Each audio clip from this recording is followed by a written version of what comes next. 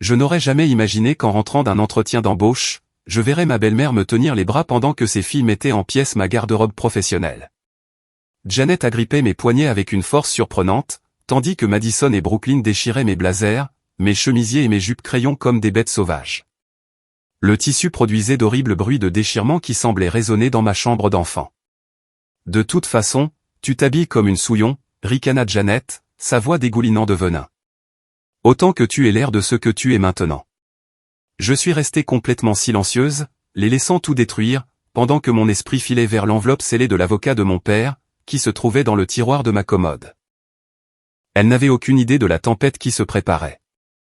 6 mois avant que ce cauchemar ne se produise, je menais une vie complètement différente à Chicago. Mon bureau d'angle donnait sur le lac Michigan, et je m'étais bâti une réputation comme l'une des cadres marketing les plus prometteuses de la ville. Mais tout a changé quand papa a appelé, avec une nouvelle qui me serre encore la poitrine. Cancer du pancréas, stade 4. 6 mois à vivre, peut-être moins. J'ai tout laissé tomber pour revenir à la maison, à Millbrook, dans le Connecticut. La maison était exactement la même que lorsque je l'avais quittée pour l'université 10 ans plus tôt, sauf qu'elle me semblait désormais étrangère. Janet avait lentement effacé toute trace de ma mère des pièces où j'avais grandi.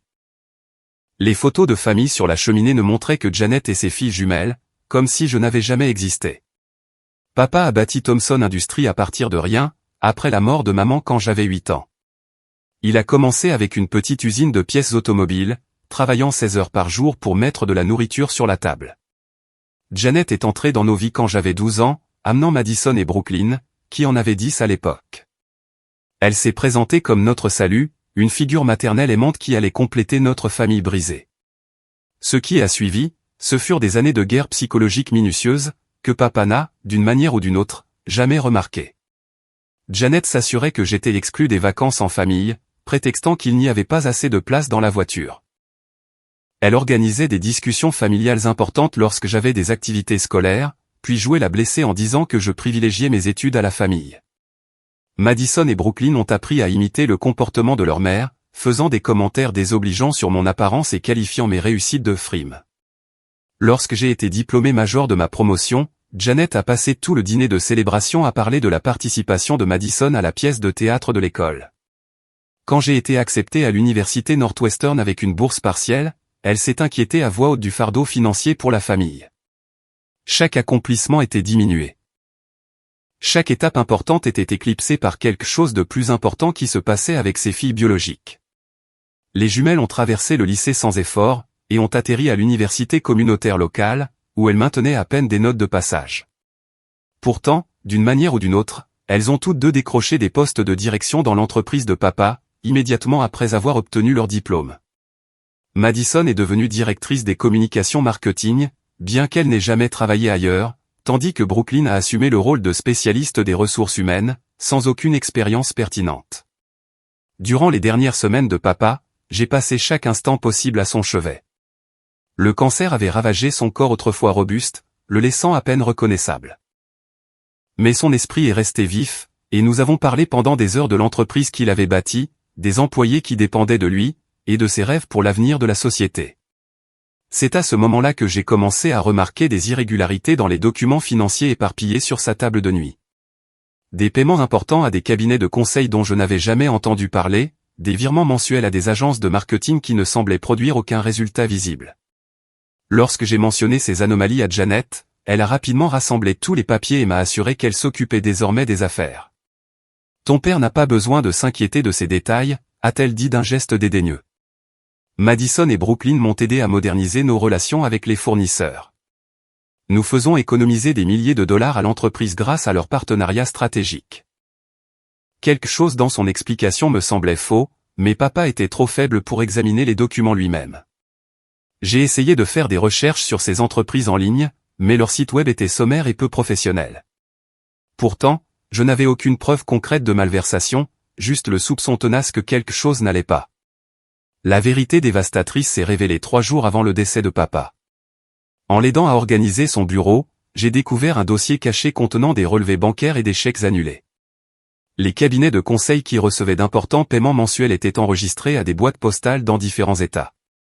L'agence de marketing qui percevait des honoraires pour des campagnes inexistantes avait Madison comme présidente et unique employée. Mes mains tremblaient tandis que je remontais la piste de l'argent à travers des mois de documentation. Janet détournait des fonds de Thomson Industries depuis plus de 5 ans, utilisant de faux comptes fournisseurs pour virer près de 2 millions de dollars sur ses comptes personnels. Madison dirigeait une agence de conseil en marketing fictive qui facturait à l'entreprise des services jamais fournis, tandis que Brooklyn gérait un faux cabinet de conseil en ressources humaines qui percevait des honoraires mensuels pour une expertise imaginaire. Elles avaient systématiquement volé l'entreprise que papa avait passé sa vie à construire, tout cela pendant qu'il se mourait dans la chambre à l'étage.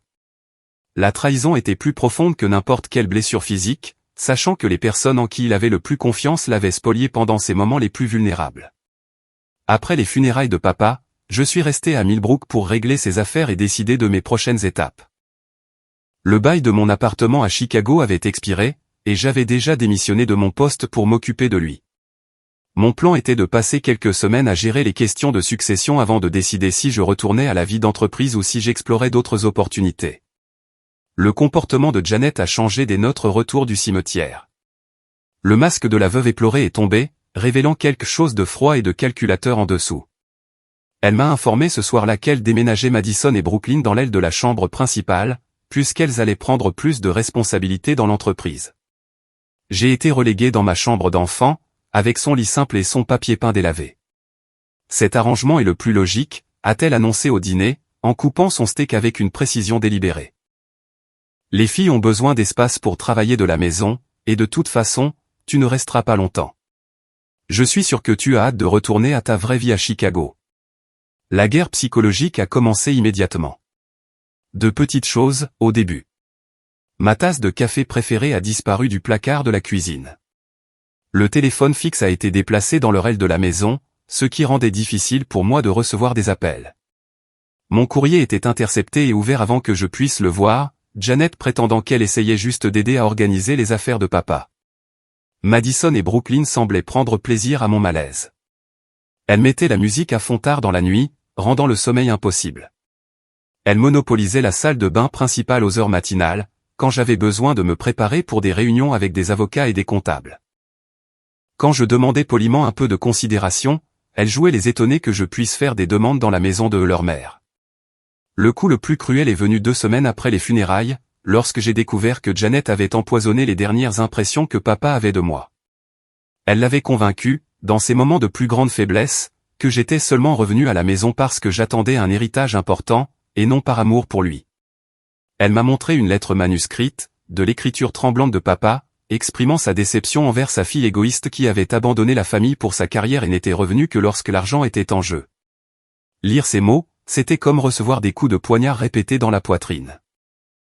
Chaque nuit passée à lui tenir la main, chaque conversation sur ses rêves et ses peurs, chaque moment de connexion authentique avait été recadré en manipulation dans son esprit mourant.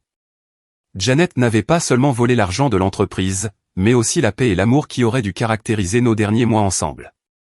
Il a été si blessé par ton absence au fil des ans, a dit Janet avec une fausse sympathie. Il espérait sans cesse que tu choisirais la famille plutôt que l'ambition, mais tu as toujours choisi le travail. Au moins, maintenant, il sait où étaient vraiment tes priorités. Les jumelles ont intensifié leur campagne de harcèlement avec des actions de plus en plus audacieuses. Madison a accidentellement fait tomber mon ordinateur portable pendant que je mettais à jour mon CV, l'envoyant s'écraser sur le parquet.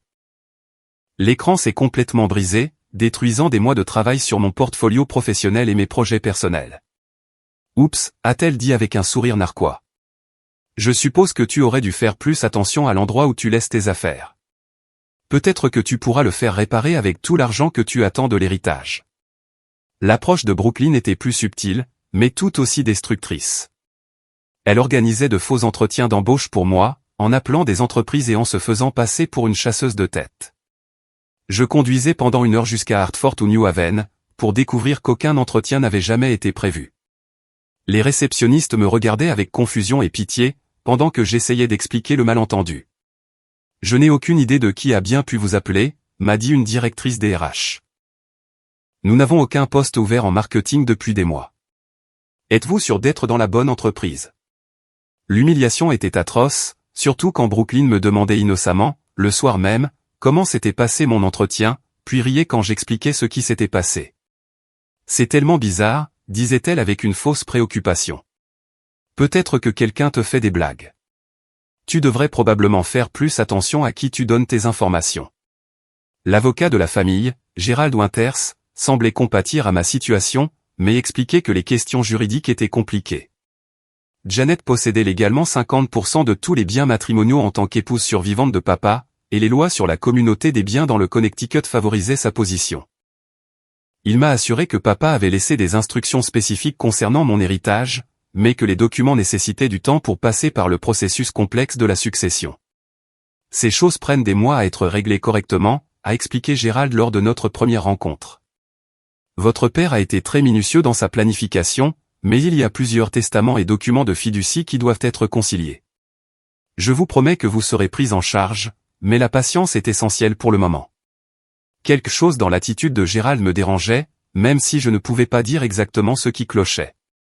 Il semblait nerveux chaque fois que je posais des questions spécifiques sur les volontés de papa, et il avait toujours des excuses pour expliquer pourquoi les documents n'étaient pas prêts à être examinés. Pourtant, il était l'avocat de longue date de papa, et je n'avais d'autre choix que de faire confiance à ses conseils. La situation est devenue insupportable lorsque j'ai surpris une conversation téléphonique qui a révélé toute l'étendue de la tromperie de Janet. Elle parlait à quelqu'un tard dans la nuit, sa voix traversant les murs fins de la vieille maison. Je me suis approché furtivement de la porte de sa chambre et j'ai écouté avec horreur, pendant qu'elle décrivait ses plans. La petite princesse sera bientôt partie, chuchotait Janet. Gérald s'occupe des papiers, et elle aura juste assez pour éviter une contestation, mais pas assez pour que ça compte. Robert était tellement confus à la fin, il signait tout ce que je lui mettais sous le nez. Elle n'a aucune idée de ce qui l'attend. Mon sang s'est glacé alors que les pièces du puzzle se mettaient en place. Janet n'avait pas seulement volé de l'argent à l'entreprise. Elle avait manipulé les documents juridiques de papa, probablement en falsifiant sa signature sur des testaments révisés et des modifications de fiducie. Gérald n'était pas seulement lent avec la succession, il participait activement à la fraude, aidant Janet à voler mon héritage tout en maintenant une dénégation plausible. La conversation s'est poursuivie avec des détails qui m'ont retourné l'estomac. Janet avait soudoyé Gérald avec des paiements provenant des fonds détournés, s'assurant de sa coopération dans la fraude documentaire. Elle avait même convaincu le médecin de papa d'augmenter les doses de morphine pendant ces dernières semaines, le gardant confus et docile lorsque des papiers juridiques devaient être signés. Il était tellement drogué qu'il pouvait à peine se souvenir de son propre nom, gloussa Janet. Ça a rendu facile de tout faire signer et attester. La stupide petite pense qu'elle va avoir la moitié de l'entreprise, mais elle aura de la chance si elle obtient un petit fonds en fiducie et quelques objets personnels. Je me suis éloigné de la porte, le cœur battant à tout rompre, comprenant enfin toute l'étendue de leur trahison. Il ne s'agissait pas seulement d'argent ou d'héritage. Il s'agissait de détruire systématiquement tous les liens que j'avais avec mon père et la vie qu'il avait construite pour notre famille. Le matin de mon humiliation totale a commencé comme n'importe quel autre jour de ce qui était devenu une routine en enfer. Je me suis habillé avec soin dans l'une de mes rares tenues professionnelles restantes, un blazer bleu marine et une jupe assortie qui avait survécu aux tentatives de sabotage antérieures des jumelles. J'avais un entretien d'embauche à Hartford, dans une agence de marketing de taille moyenne qui semblait vraiment intéressée par mon parcours. L'entretien s'est déroulé de manière désastreuse dès l'instant où je suis entré dans leur salle de conférence. La responsable du recrutement, une femme nommée Patricia, a semblé confuse lorsque je me suis présenté. Je suis désolé, mais nous ne recrutons pour aucun poste en marketing en ce moment, a-t-elle dit. Notre service des RH a reçu un appel très étrange hier, d'une personne prétendant vous représenter, disant que vous étiez désespéré pour n'importe quel travail et que vous travailleriez pour la moitié du salaire standard. L'interlocuteur a également mentionné certains problèmes préoccupants concernant votre emploi précédent. Mon visage brûlait de honte alors que j'essayais d'expliquer le malentendu. Patricia était professionnelle mais clairement mal à l'aise, se demandant probablement si je n'étais pas en pleine crise de santé mentale. Le trajet du retour a duré 2 heures à cause de la circulation, me donnant amplement le temps d'imaginer Brooklyn rire de sa dernière farce. Je suis rentré à la maison vers 4 heures de l'après-midi, émotionnellement vidé et physiquement épuisé.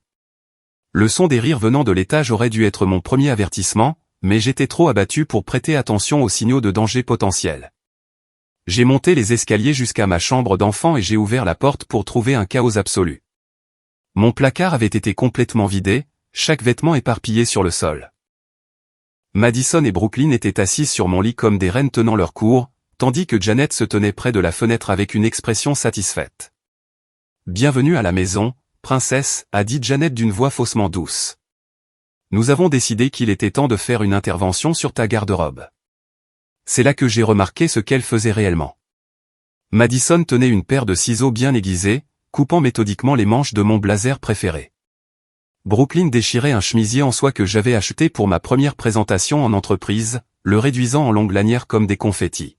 « Arrêtez, ai-je dit, bien que ma voix ne soit sortie que comme un murmure. S'il vous plaît, arrêtez de détruire mes affaires. » « Ce ne sont plus vraiment tes affaires, a répondu Janet en riant. Tout dans cette maison m'appartient maintenant, et j'ai décidé que ces vêtements sont inappropriés pour quelqu'un dans ta situation. Je me suis avancé vers Madison, espérant sauver au moins un blazer de la destruction, mais Janet m'a attrapé les deux bras et m'a maintenu en place avec une force surprenante. Ses doigts se sont enfoncés dans mes poignets, assez forts pour laisser des bleus, et sa poigne était comme des chaînes de fer. « Tu vas rester ici et regarder », a sifflé Janet à mon oreille. « Tu dois comprendre ta nouvelle place dans la hiérarchie de cette famille. » Madison a ramassé ma robe préférée, une robe fourreau noire que j'avais portée aux funérailles de papa. Elle m'a regardé droit dans les yeux en commençant à la découper en morceaux, en partant de l'encolure et en descendant. Le bruit du tissu qui se déchire, mêlé à leur rire, créait une symphonie de cruauté que je n'oublierai jamais.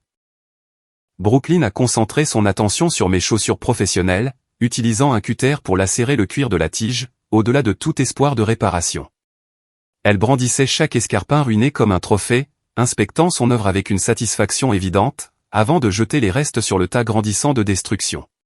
« De toute façon, tu t'habilles comme une souillon, a ri Janet, resserrant sa prise quand j'ai essayé de me dégager. Autant que tu aies l'air de ce que tu es maintenant. Peut-être que ça t'apprendra un peu d'humilité. » Les jumelles ont méthodiquement passé en revue chaque vêtement de qualité que je possédais.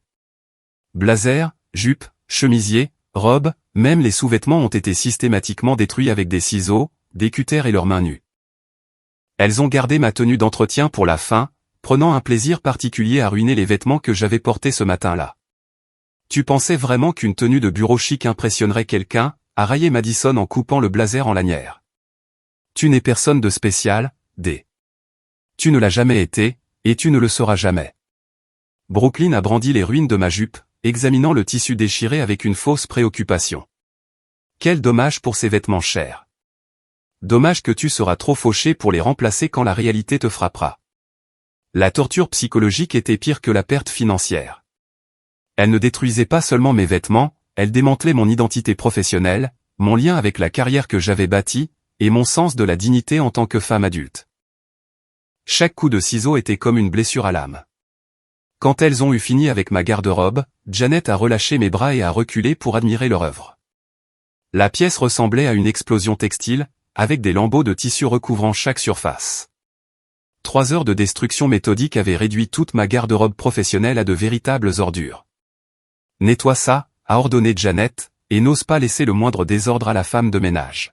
« Tu as fait ton lit, maintenant tu peux t'y coucher. » Elles sont sorties de la pièce en riant, me laissant debout au milieu des ruines de ma dignité. Je me suis agenouillé et j'ai commencé à ramasser les morceaux de tissu, une partie de moi espérant que quelque chose pourrait peut-être être sauvé ou réparé. Mais les dégâts étaient trop importants. Chaque article était irrécupérable. Ce soir-là, elles m'ont forcé à servir le dîner pendant qu'elles célébraient leur victoire. J'ai dû préparer le repas, mettre la table et nettoyer ensuite, vêtu d'un vieux sweatshirt d'université et d'un jean qui avait, d'une manière ou d'une autre, échappé à la destruction de l'après-midi. « Tu sais, cet arrangement fonctionne beaucoup mieux », a annoncé Janet au dessert. D comprend enfin son rôle dans cette maison. Les postes de service lui ont toujours mieux convenu que le leadership, de toute façon. Madison et Brooklyn ont ri de la plaisanterie de leur mère, faisant des plans sur la façon dont elle redécorerait ma chambre d'enfant une fois que je serais parti. Elle discutait des couleurs de peinture et de l'agencement des meubles comme si je n'étais pas à 1 mètre de là, en train de gratter leur reste de nourriture dans le broyeur à déchets. Le point de rupture est survenu lorsque je les ai entendus prévoir de vendre l'entreprise de papa à un concurrent qui rôdait depuis des années. Janet a expliqué qu'elle voulait encaisser rapidement, plutôt que de gérer les complications de la direction d'une entreprise manufacturière. On en tirera 8 ou 9 millions si on fait vite, a-t-elle dit aux jumelles. Ensuite, on pourra déménager quelque part avec de meilleures opportunités sociales. Peut-être en Californie ou en Floride, où le temps est plus agréable et les gens plus sophistiqués. La manière désinvolte dont elle discutait du démantèlement de l'œuvre de la vie de papa, c'était comme regarder quelqu'un profaner une tombe. Thomson Industries représentait 30 ans de son sang, de sa sueur et de ses rêves. Les employés n'étaient pas de simples travailleurs, ils étaient des membres de la famille élargie qui avaient aidé à construire quelque chose de significatif ensemble. Je me suis retiré dans ma chambre démolie et je me suis assise par terre, au milieu des lambeaux de tissu, me sentant plus seul que jamais dans ma vie. Le reflet dans le miroir de ma commode montrait une femme brisée, dans des vêtements mal ajustés, entourée des preuves d'une défaite complète. Mais en fixant ce reflet pathétique, mes yeux se sont posés sur le tiroir de la commode où j'avais caché l'enveloppe scellée du véritable avocat de papa. L'enveloppe que Janet ignorait. L'enveloppe qui contenait des informations qu'elle n'avait aucune idée que je possédais. Pour la première fois depuis des mois, j'ai souri. J'ai attendu 3 heures du matin pour récupérer l'enveloppe de sa cachette, derrière mes vieux manuels d'université. La maison était silencieuse, à l'exception des craquements que toutes les vieilles maisons font la nuit. Mes mains tremblaient alors que j'ouvrais délicatement le seau, révélant des documents qui allaient tout changer. La première page était une lettre manuscrite de papa, datée d'une semaine seulement avant sa mort. Son écriture familière était tremblante mais lisible, et lire ces mots, c'était comme entendre sa voix une dernière fois. Ma très chère Dé, si tu lis cette lettre, cela signifie que je suis parti, et que Janet a montré son vrai visage. Je prie pour me tromper sur ses intentions, mais j'ai découvert des choses qui me brisent le cœur. Je veux que tu saches que chaque moment que tu as passé à prendre soin de moi ces derniers mois a tout signifié pour moi. Ton amour m'a apporté la paix dans mes heures les plus sombres. Les larmes ont brouillé ma vision alors que je continuais à lire. Papa expliquait qu'il était pleinement conscient du détournement de fonds de Janet, depuis des mois avant sa mort. La confusion et la faiblesse dues aux médicaments étaient en partie réelles, mais il avait été beaucoup plus lucide que quiconque ne le réalisait. J'ai engagé des détectives privés pour documenter le vol, poursuivait sa lettre. J'ai également fait installer des dispositifs d'enregistrement dans toute la maison pour capturer des preuves de leur conversation. Patricia Coleman est ma véritable avocate, pas Gerald Winters. Gerald a été soudoyé par Janet pour l'aider à voler ton héritage, mais Patricia a travaillé en secret pour protéger tout ce que nous avons construit ensemble. Le document suivant a fait s'arrêter mon cœur. C'était le vrai testament, dûment exécuté et attesté, me laissant 85% de la propriété de Thomson Industries. Janet hériterait de la maison et des biens personnels, mais elle n'avait aucun droit légal sur l'entreprise. Une analyse financière détaillée montrait que l'entreprise valait près de 12 millions de dollars, et non les 4 millions que Janet croyait. Papa avait discrètement diversifié l'entreprise au cours des 5 dernières années, s'étendant sur de nouveaux marchés et établissant des partenariats stratégiques qui augmentaient considérablement sa valeur.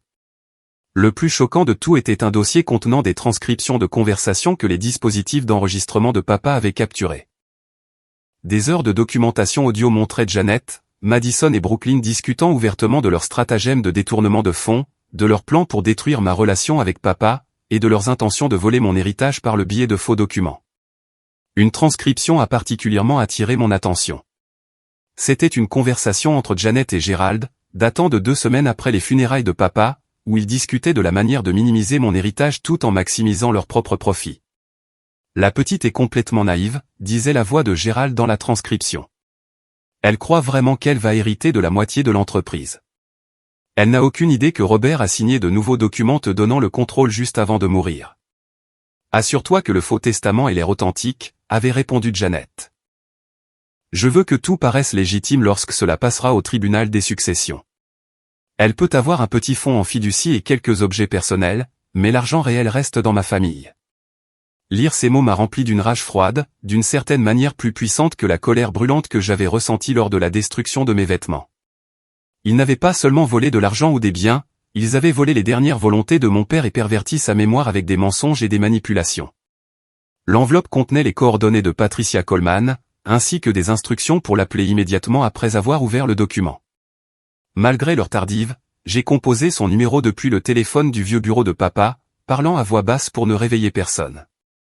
D, a répondu Patricia dès la première sonnerie, comme si elle s'attendait à mon appel. Je suis vraiment désolé pour votre perte, et je suis désolé que vous ayez eu à endurer tout cela.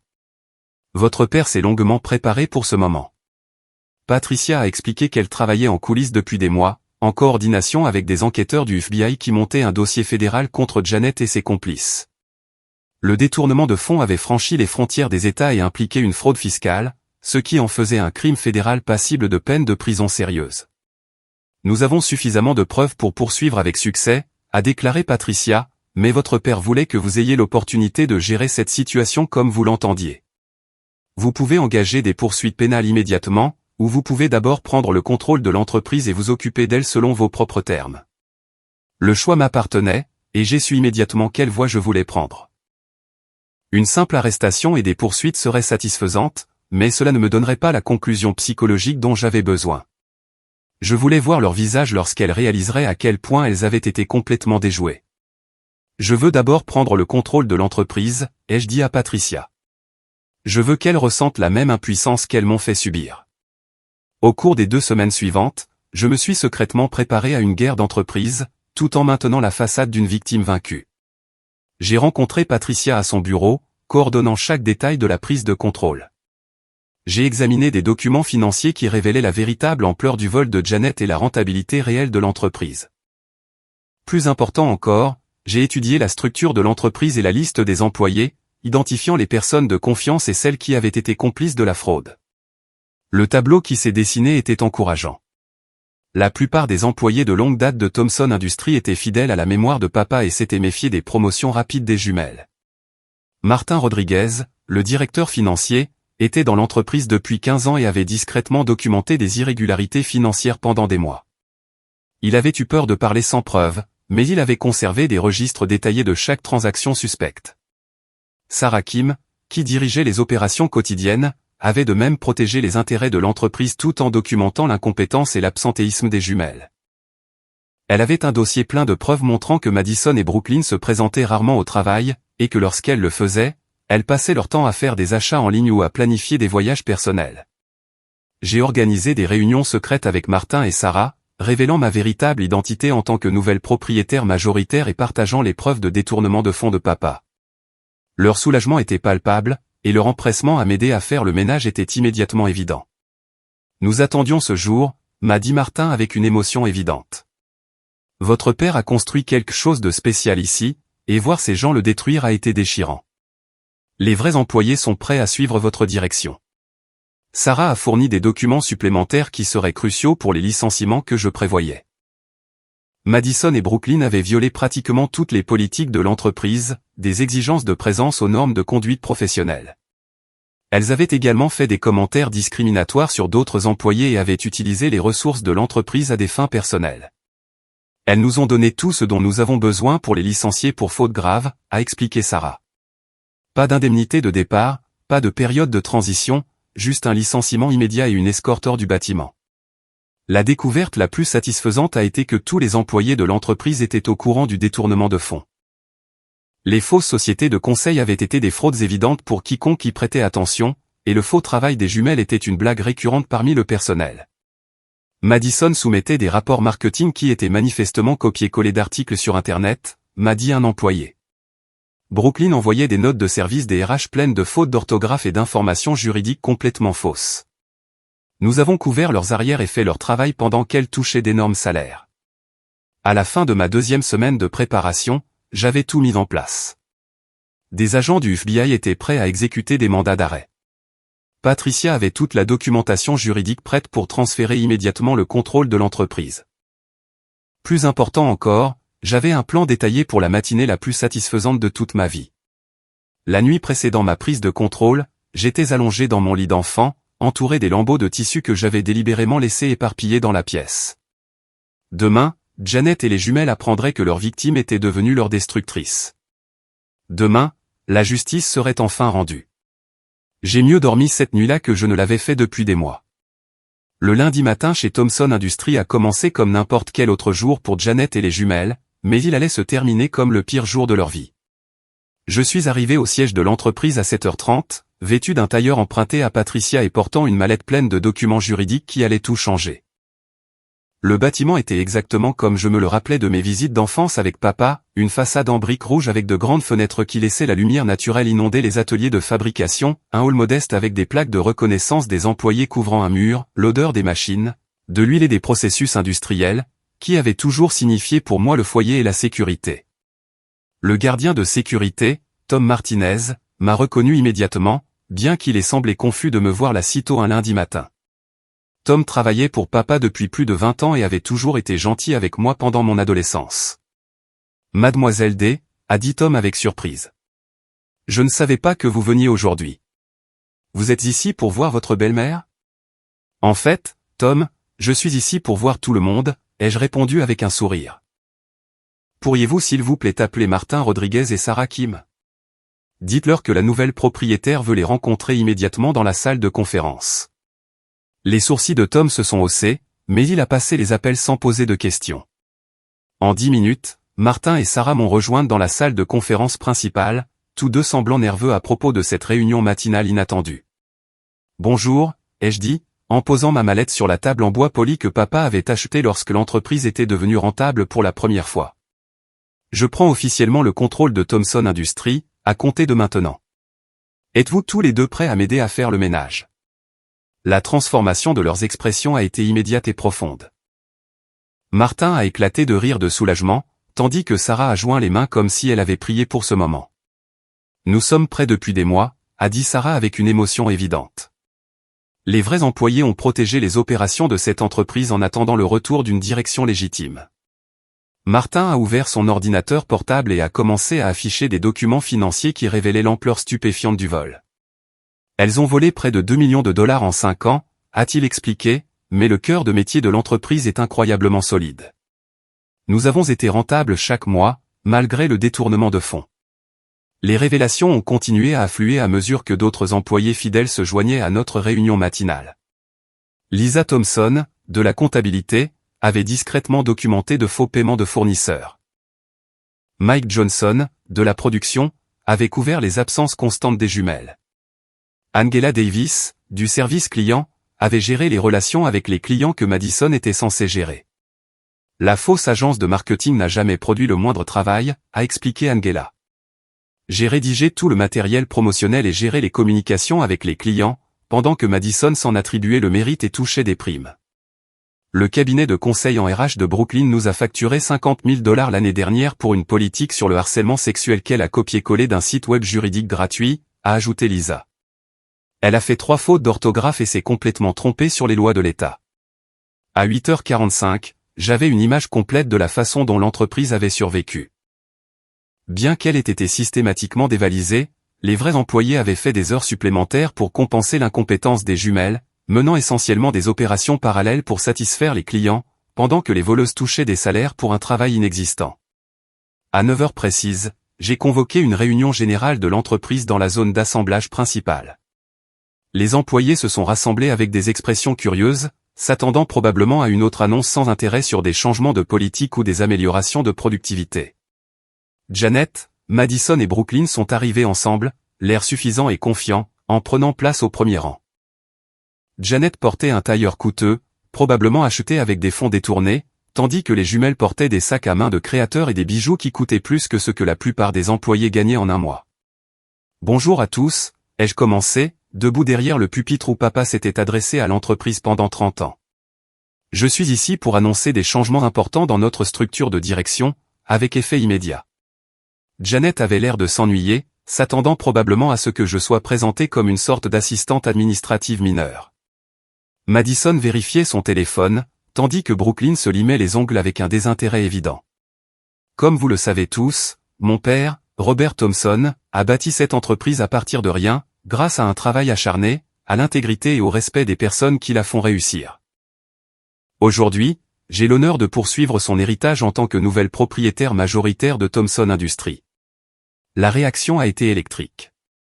Les employés fidèles ont commencé à applaudir et à acclamer, tandis que Janet et les jumelles semblaient choquées et confuses.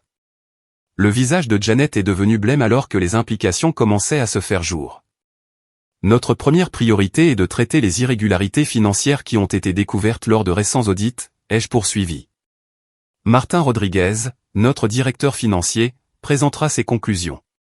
Martin s'est avancé avec un épais dossier de documents.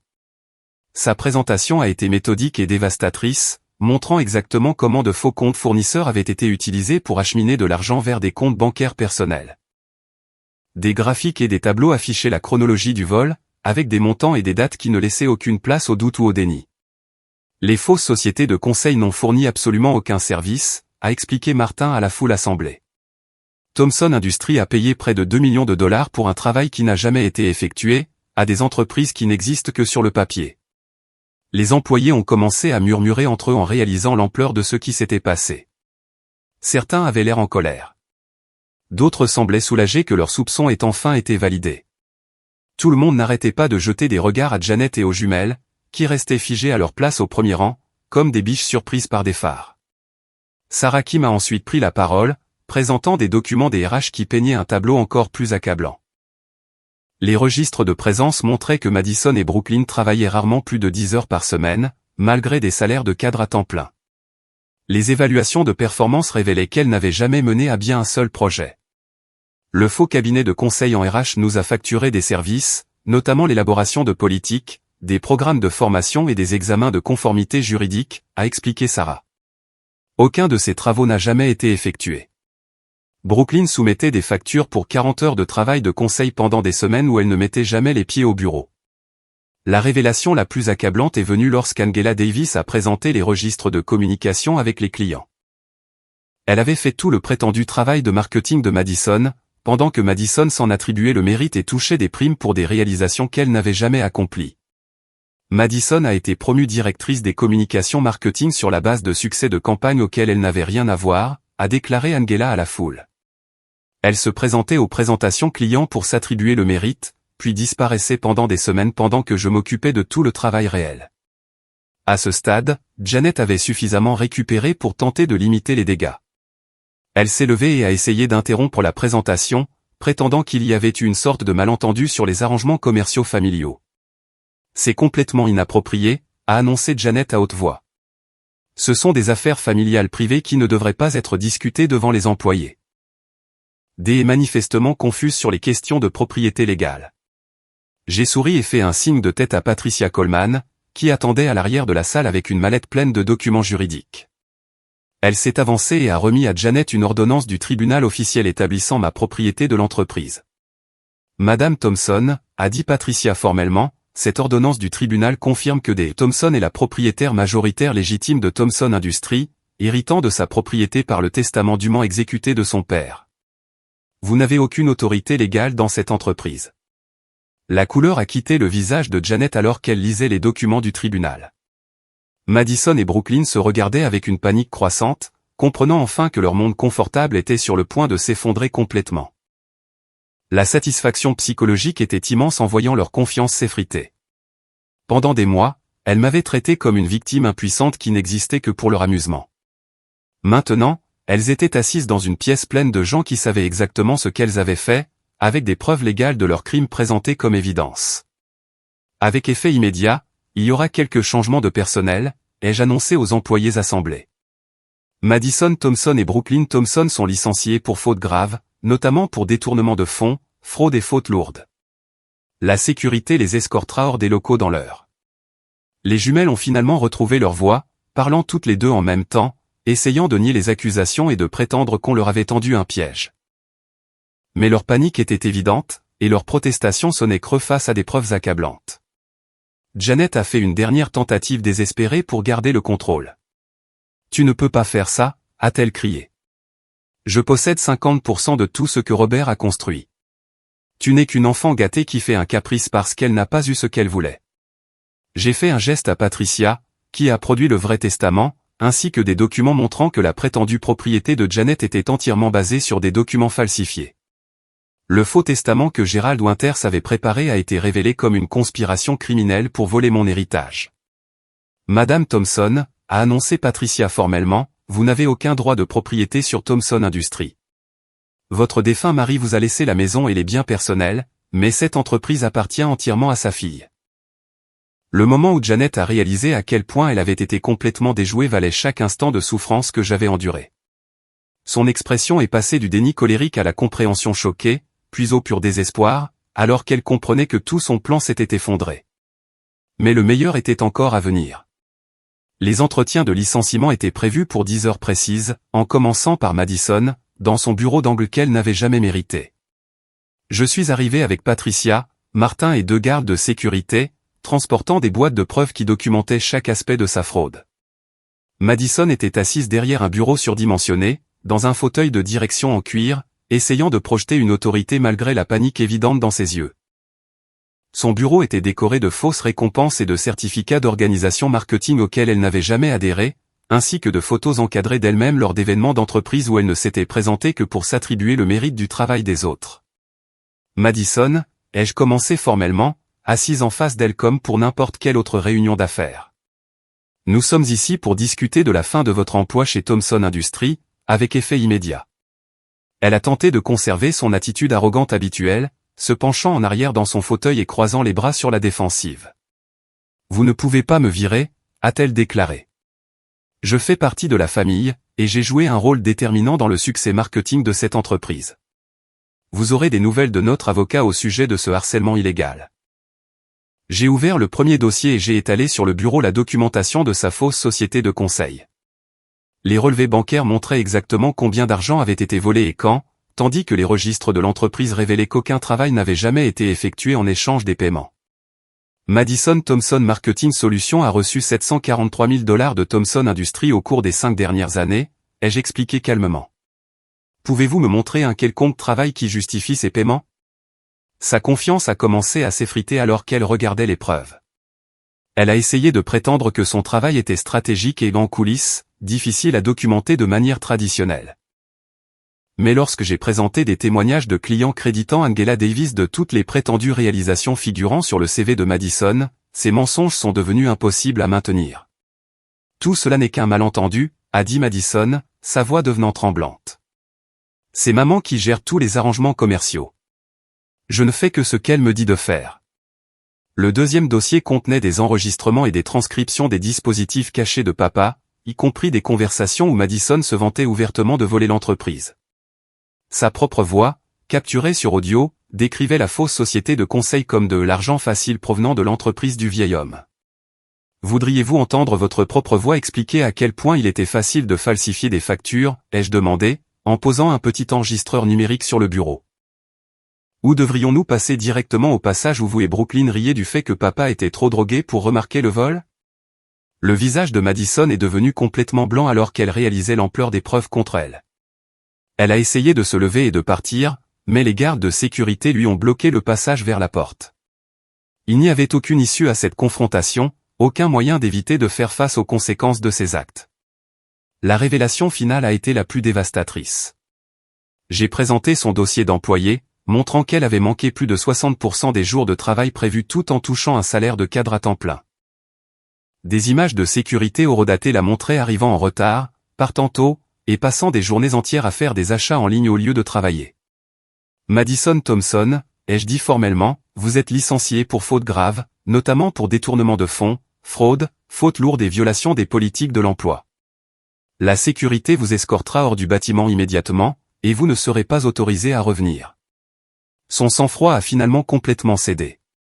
Elle s'est mise à pleurer et à supplier, prétendant que tout avait été l'idée de Janet, et qu'elle n'avait fait que suivre les instructions. Mais ses larmes ressemblaient plus à de la justice qu'à de la sympathie, surtout quand je me suis souvenu d'elle riant tout en détruisant mes vêtements. S'il vous plaît, ne faites pas ça, a-t-elle sangloté. Je rembourserai l'argent d'une manière ou d'une autre.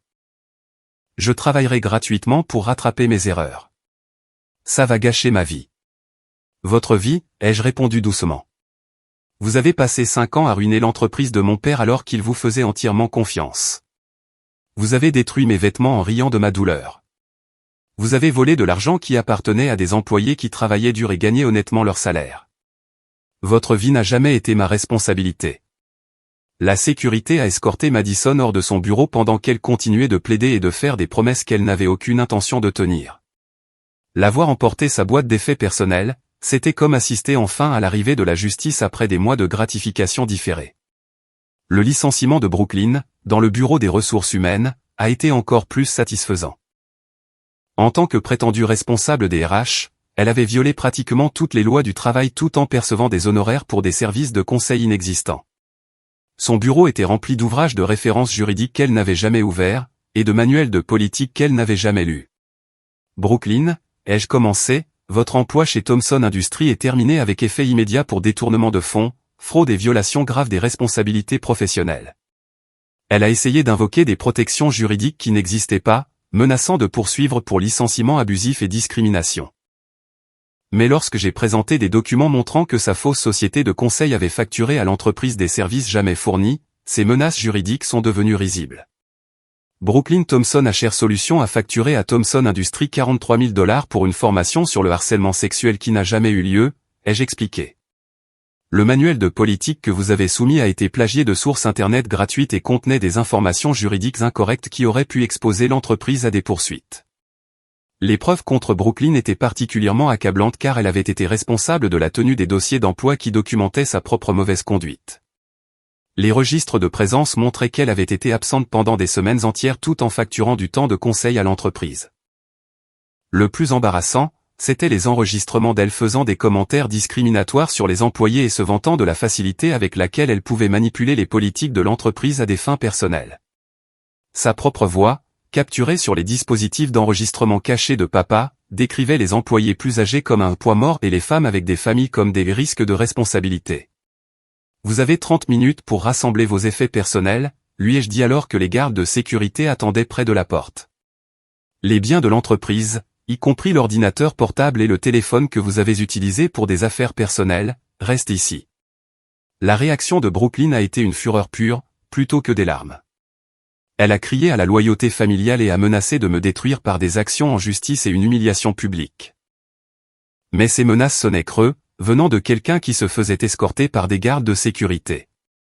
Ce n'est pas fini, a-t-elle hurlé alors qu'il la guidait vers la sortie. Tu regretteras d'avoir défié notre famille. Nous avons des relations et des ressources que tu ne peux pas imaginer. La confrontation avec Janet, dans le bureau de la direction, a été le point culminant émotionnel de toute cette épreuve. Elle était assise dans le fauteuil de papa, derrière son bureau, essayant de projeter une autorité dans le bureau où il avait passé 30 ans à construire quelque chose de significatif. L'ironie était parfaite.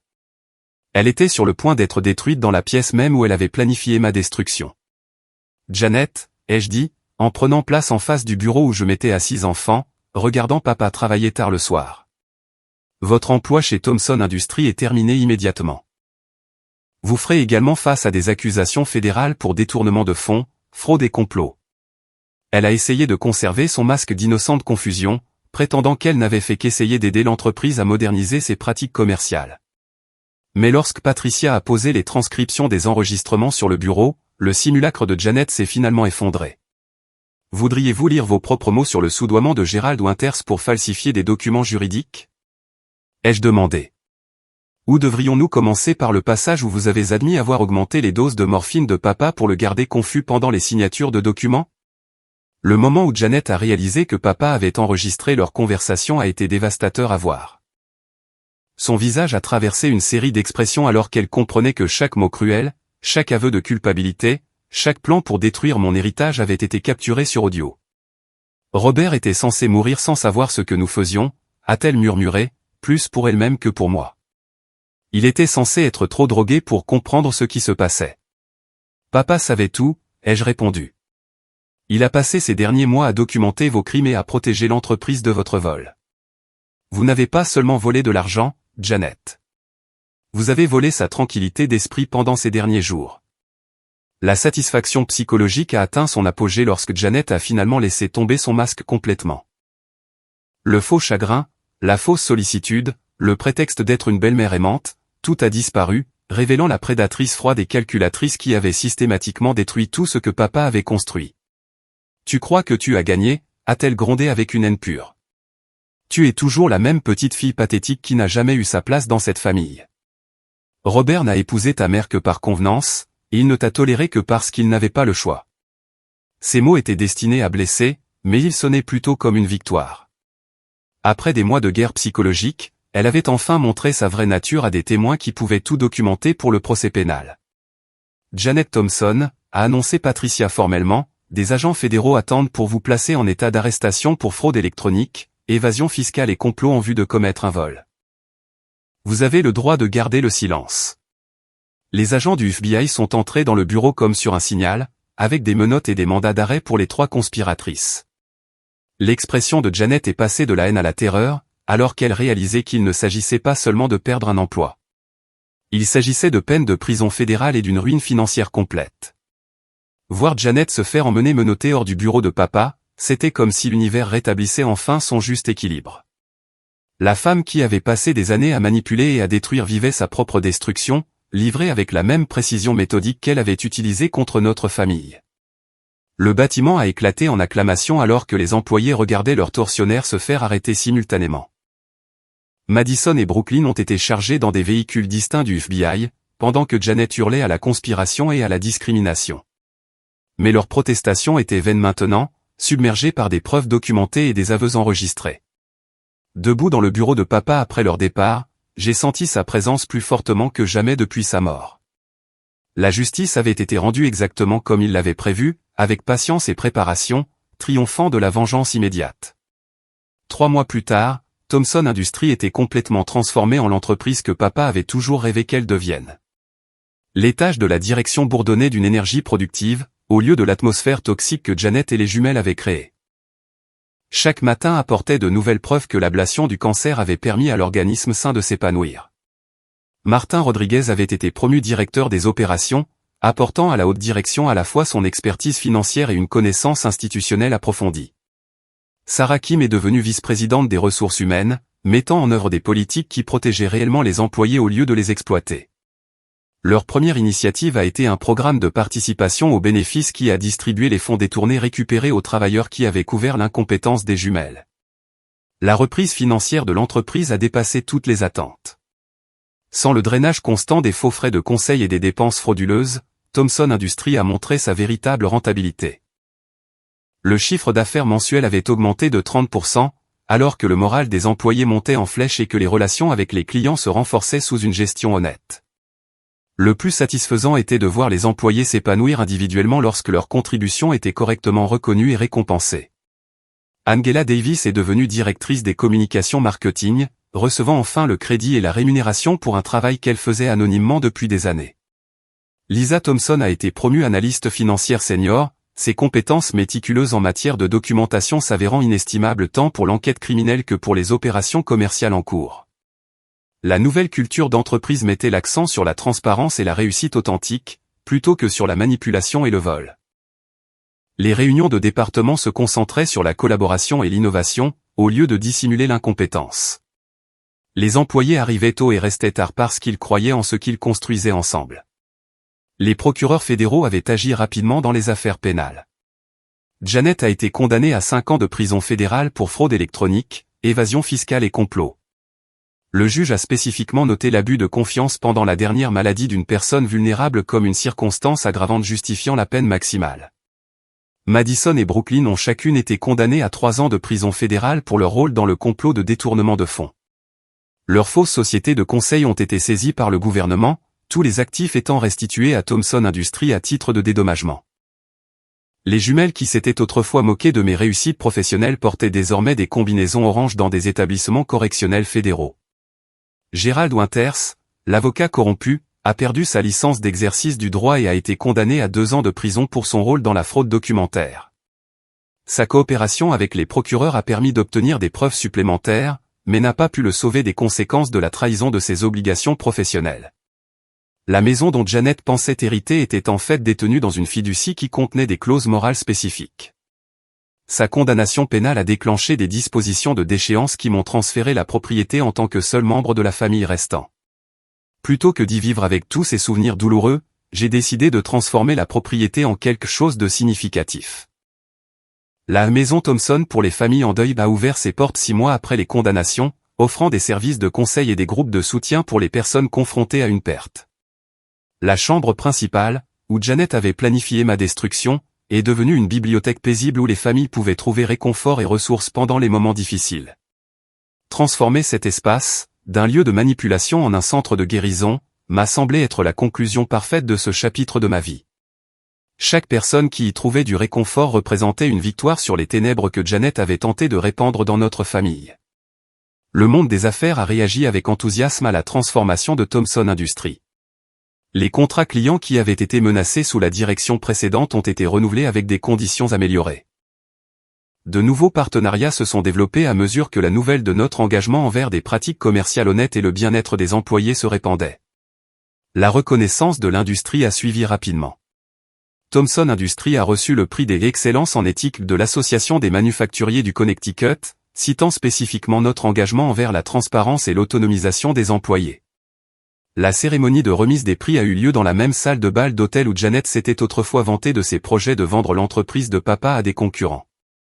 Plus important encore, les employés de l'entreprise étaient devenus une véritable famille, unis par des valeurs partagées plutôt que par la peur et la manipulation. Les réunions mensuelles générales mettaient en vedette des célébrations des réalisations individuelles et des étapes collectives. L'atmosphère que papa avait toujours voulu existait enfin, fondée sur le respect et l'attention authentique, plutôt que sur la hiérarchie et l'intimidation. J'ai gardé le portrait de papa accroché derrière le bureau dans ce qui était maintenant mon bureau, mais j'avais déplacé son fauteuil pour qu'il fasse face à la fenêtre donnant sur l'atelier de fabrication. Chaque matin, je pouvais voir les employés arriver avec énergie et détermination, sachant que leur travail contribuait à quelque chose de significatif et de durable. La profonde leçon de vie de cette expérience devenait plus claire de jour en jour. Le dernier cadeau de papa n'était pas seulement l'épreuve ou la propriété de l'entreprise, c'était de m'apprendre que la patience et la préparation créent une victoire plus durable que la vengeance immédiate ne le pourrait jamais. Quand Janet et les jumelles détruisaient mes vêtements et se moquaient de ma douleur, mon premier instinct avait été de riposter immédiatement avec colère et accusation. Mais l'exemple de papa m'a montré que la pensée stratégique et une planification minutieuse pouvaient rendre une justice qui durerait des années, plutôt que des instants. La femme qui s'était sentie complètement impuissante en regardant ses biens être détruits avait appris à manier un vrai pouvoir par la patience, l'épreuve et la clarté morale. Chaque jour apportait une nouvelle confirmation que choisir la construction plutôt que la destruction avait été la bonne voie. Thomson Industries employait désormais 47 personnes qui gagnaient un salaire honnête grâce à un travail significatif. Le programme de participation aux bénéfices avait permis à plusieurs familles d'acheter leur première maison ou d'envoyer leurs enfants à l'université. La fondation caritative de l'entreprise soutenait les écoles locales et les organisations communautaires à travers le Connecticut. Lors de notre premier pique-nique annuel d'entreprise, je regardais les employés et leurs familles profiter des jeux et des conversations dans le parc où papa m'emmenait quand j'étais enfant. Le contraste avec l'atmosphère toxique dont j'avais hérité était si spectaculaire que j'avais l'impression d'assister à une résurrection. Martin s'est approché de moi alors que l'après-midi touchait à sa fin, portant sa petite fille dans ses bras pendant que sa femme rassemblait leurs affaires de pique-nique. « Votre père serait si fier de ce que vous avez construit ici », a-t-il dit avec une émotion évidente. C'est exactement le genre de lieu de travail qu'il a toujours parlé de créer. Sarah nous a rejoints avec ses garçons jumeaux, tous deux portant des t-shirts de Thomson Industries avec des taches de peinture du stand de maquillage. Les employés veulent que vous sachiez à quel point nous sommes reconnaissants, a-t-elle dit. Vous n'avez pas seulement sauvé nos emplois, vous nous avez donné un endroit où nous pouvons être fiers de travailler. Debout là, entouré de sourires sincères et de relations authentiques, j'ai enfin compris toute la portée de ce que papa avait protégé par sa planification minutieuse. Il ne s'agissait pas seulement d'argent ou de propriété d'entreprise, il s'agissait de préserver la dignité, de créer des opportunités et de construire quelque chose qui survivrait à la vie de n'importe quel individu. Ce soir-là, je suis retourné au bureau pour examiner les rapports trimestriels et préparer les réunions de la semaine suivante. Le bâtiment était silencieux, à l'exception du gardien de sécurité faisant sa ronde du soir, mais il semblait vivant de potentiel et de possibilités. Je me suis assise dans le fauteuil de papa et j'ai regardé l'atelier de fabrication où le travail de demain commencerait tôt. L'équipement bourdonnait doucement en mode veille, prêt à produire des produits qui serviraient les clients et soutiendraient les familles de toute la région. Sur mon bureau se trouvaient des lettres de remerciement d'employés dont la vie avait été changée par la transformation de l'entreprise. La note d'Angela mentionnait qu'elle pouvait enfin se permettre de faire des études supérieures. La lettre de Lisa décrivait l'achat de sa première voiture sans se soucier des mensualités. Mike, de la production, a écrit sur la réaction de son fils en visitant l'usine et en voyant avec fierté où travaillait son père. La satisfaction la plus profonde venait de savoir que la justice n'avait pas seulement été rendue, mais que le bien avait triomphé d'une manière qui créerait un changement positif durable. Janet et les jumelles s'étaient entièrement concentrées sur la destruction et le vol, Mais notre réponse avait été la construction et la croissance, laissant le monde meilleur que nous ne l'avions trouvé. En éteignant les lumières et en fermant le bureau à clé, j'ai murmuré un merci silencieux à papa, pour m'avoir appris que le vrai pouvoir ne vient pas de la défaite des ennemis, mais de la construction de quelque chose de si fort et de si bon qu'il ne peut être détruit. La femme qui avait été retenue captive pendant que ses biens étaient détruits détenait désormais les clés d'une entreprise florissante qui offrait sécurité et opportunité à des dizaines de familles. La transformation, c'était comme sortir d'un long cauchemar pour entrer dans une lumière éclatante qui ne s'estomperait jamais. Thomson Industries continuerait de croître et de servir la communauté pour les générations à venir, un monument vivant à la vérité que la préparation patiente et le courage moral triompheront toujours de la cruauté et de la cupidité à la fin. Que feriez-vous si vous découvriez que votre famille avait systématiquement volé votre héritage tout en manipulant votre parent mourant? Partagez vos réflexions dans les commentaires ci-dessous, et dites-moi comment vous géreriez une trahison aussi dévastatrice. Si cette histoire a résonné en vous, veuillez lui donner un pouce levé pour aider les autres à la trouver, abonnez-vous à notre chaîne pour plus d'histoires inspirantes sur la victoire sur l'injustice familiale, et partagez cette vidéo avec quiconque a besoin de savoir qu'une planification patiente peut triompher de la cruauté immédiate. Merci de m'avoir accompagné dans ce voyage de transformation et de justice. Puissiez-vous toujours avoir la force de choisir la construction plutôt que la destruction, même dans vos moments les plus sombres.